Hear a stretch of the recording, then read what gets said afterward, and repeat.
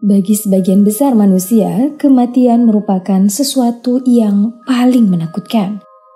Seperti pada artikel ini, orang terkaya dunia Jeff Bezos pun ingin menghindari kematian dan merekrut ilmuwan top dunia dengan tujuan membuatnya bisa hidup awet muda.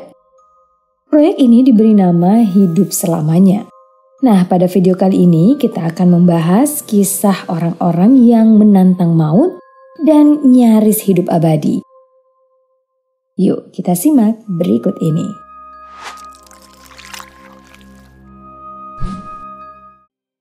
Pertama, mari kita mulai dari kisah biksu bernama Dashi Dorzo Itigilov. Biksu yang lahir pada 1852 di daerah bernama Buryatia, Rusia ini merupakan pemuka agama Buddha paling tersohor yang diyakini masih hidup dalam meditasinya hingga sekarang. Di mana dalam pencariannya terhadap keabadian, Itigilov dikisahkan melakukan meditasi pada penghujung hidupnya pada 1927 silam untuk berangkat ke nirwana. Dalam wasiatnya terhadap muridnya, Itigilov minta untuk dipindahkan dari makam pertamanya dan dibangunkan 75 tahun kemudian menggunakan doa dan mantra yang sudah dia kemukakan dalam wasiatnya. Nah, hal ini pun dilakukan pada tahun 2002, sesuai dengan wasiat sang biksu di mana makamnya dibongkar dan mayatnya dipindahkan. Dalam proses ini, tidak ada satupun yang menyangka kalau kondisi mayat Itigilov masih mirip dengan manusia hidup yang sedang tertidur karena jasadnya tidak mengeluarkan bau busuk. Berat badannya masih mengalami perubahan hingga adanya bintik keringat yang keluar dari badannya. Bahkan saking menakjubkannya jasad ini, para peneliti mengklaim bahwa organ dalam dan juga mata Itigilov masih dalam keadaan baik. Sayangnya, misteri tubuh Itigilov ini tidak bisa diketahui lebih lanjut. Karena sejak 2005, semua penelitian menyangkut jasad sang biksu dianggap terlarang karena mengganggu perjalanan sang biksu di nirwana yang kebenarannya tentu masih dipertanyakan hingga sekarang. Dari Rusia, mari kita pindah ke Prancis untuk melihat kisah Diane de Poitiers. Dalam kisahnya, Diane de Poitiers yang merupakan selir dari Raja Henry II dari Prancis diklaim pernah mencari keabadian dengan sebuah ramuan ajaib yang terungkap atas penelitian jasadnya pada 2009 kemarin. Dalam penelitian terhadap tulang dan rambutnya, peneliti menemukan campuran emas dari sekujur tubuh Diane.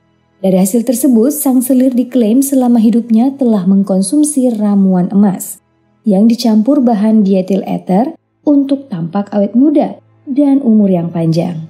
Namun sayangnya kebiasaan ini membawa sang selir pada ketergantungan terhadap ramuan emas yang tentu memiliki harga mahal. Nah, karena harga yang selangit itulah, konsumsi ramuan emasnya ini terhenti saat Raja Henry II turun tahta dan Diane diusir dari kerajaan oleh Ratu, istri utama Raja Henry II, yang mengakhiri kejayaan sekaligus hidup dari Diane. Dalam perkembangan kisahnya, kebiasaan dalam meminum ramuan emas ini memang dibenarkan beberapa orang lewat kisah Diane yang diceritakan sebagai perempuan tercantik awet muda yang memikat raja. Meskipun Diane 20 tahun lebih tua dari Raja Henry II. Dari Prancis kita loncat ke Tiongkok untuk mengetahui kisah dari Qin Shi Huang, kaisar pertama Tiongkok yang berkuasa pada 221 sebelum Masehi. Sebagai seorang raja dengan tingkat kemakmuran super duper tinggi, Qin Shi Huang tidak hanya terobsesi pada penaklukan lewat peperangan, tapi juga dengan kehidupan abadi. Menurutnya, dengan hidup abadi, dirinya dan bala tentara Tiongkok bisa menaklukkan seluruh dunia dalam waktu singkat. Makanya, untuk mewujudkan obsesinya ini, sang kaisar memberikan tugas pada bawahannya untuk mencari ramuan keabadian. Mereka pun mencarinya hingga ke negeri lain dengan mengutus penyihir utama kaisar dan 500 prajurit lainnya untuk berlayar hingga menyuruh ratusan cendekiawan untuk menemukan ramuan keabadian di dalam kerajaan. Tapi sayangnya misi ini tidak terwujud, sehingga membuat Qin Shi Huang murka dan membantai seluruh cendekiawan kerajaan, yang menyisakan dirinya menunggu kabar dari pasukannya yang sedang berlayar. Namun sayangnya, hingga akhir hayatnya, pasukan tersebut tidak kembali dan menyisakan Qin Shi Huang yang meninggal pada umur 49 tahun. Berikutnya ada Alexander Bogdanov, yang merupakan seorang ilmuwan Rusia yang memfokuskan studinya pada transfusi darah. Sebagai ilmuwan, tentu saja hasrat keingintahuan Bogdanov sangat tinggi. Bahkan saking tingginya, Bogdanov pernah mengeluarkan sebuah pernyataan tentang keabadian dan juga potensi awet muda dengan transfusi darah.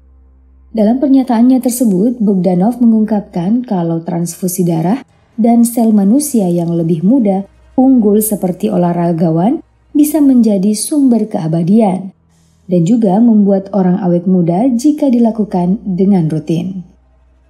Nah, pernyataannya ini pun dikuatkan dengan transfusi darah yang dilakukan pada dirinya sendiri secara rutin, di mana dia memang terlihat lebih muda dan lebih aktif dari umurnya.